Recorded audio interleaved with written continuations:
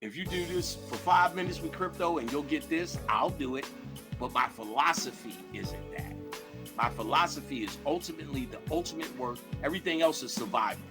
The ultimate work is an internal walk or your internal path that you must define individually. No, everyone is scared to take the reins because when they fail, or if they fail, and they're bound to fail in some of these things, or they don't feel they have the confidence to go in certain places, or they don't feel that it's happening for them in certain areas, that then they kind of fall into this whole societal community thing as a crutch. And you kind of, if you can see your way past that, you'll go further. So in that, a same crutch I noticed is because I've seen the popularity of hallucinogenic drugs come into the game. And I've also seen it become a crutch now. Let's not forget, they could be, they can free your mind, or they could just be drugs. And that would have to come with it. That's who's using it. There's a recreational drinker, and then there's a fucking drunk. There's a functioning alcoholic. There's different types of alcoholics.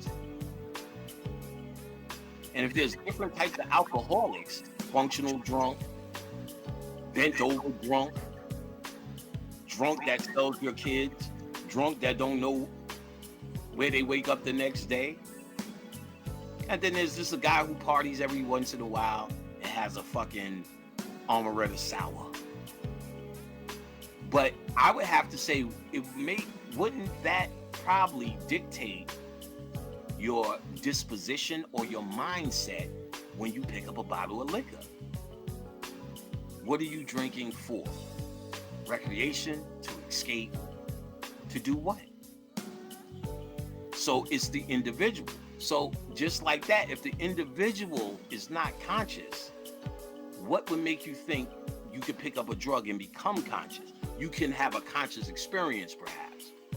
Like, I don't know if the documentary's still on Netflix, but Strasberg, Doug Strasberg is his name, I think. The DMT spirit molecule guy. Ralph Strasberg. Straussman.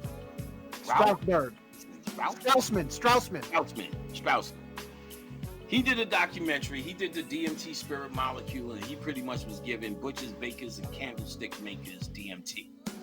And in the documentary, they said, well, what have you discovered? What did you set out to discover?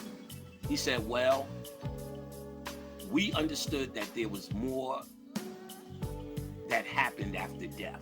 We didn't know what it was, and I wanted to give out these mind-altering DMT drugs because we found out during the death experience, there's a flood of DMT that comes in the brain, and that's the after-death experience, so we wanted to see if we can control that.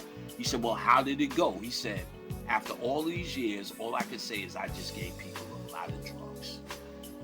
Did you find out anything? No. Did you find out this? No. I said, that's interesting. Now he turns to all the people. They start interviewing him and saying, all the people, and started saying, well, what have you learned? And everyone back to back, butchers, bakers, doctors, candlestick makers, was like, there's something else after this. I seen lights. I seen this. Everyone had a different experience, even though on ayahuasca, they say you have the same experience. But they said, I seen lights, I seen this, I seen this, I seen this, I seen these colors, I seen my parents, I seen this, I seen that. But all of them had an overwhelming sense of calm about death. I said, bingo, he missed the subtle point. If you were the shaman and these other people were farmers and plant growers, they weren't into what you're into. The shaman was the conscious person. The shaman was the study. So the shaman would dispense these because if a regular human being is no longer scared of death, life is a fucking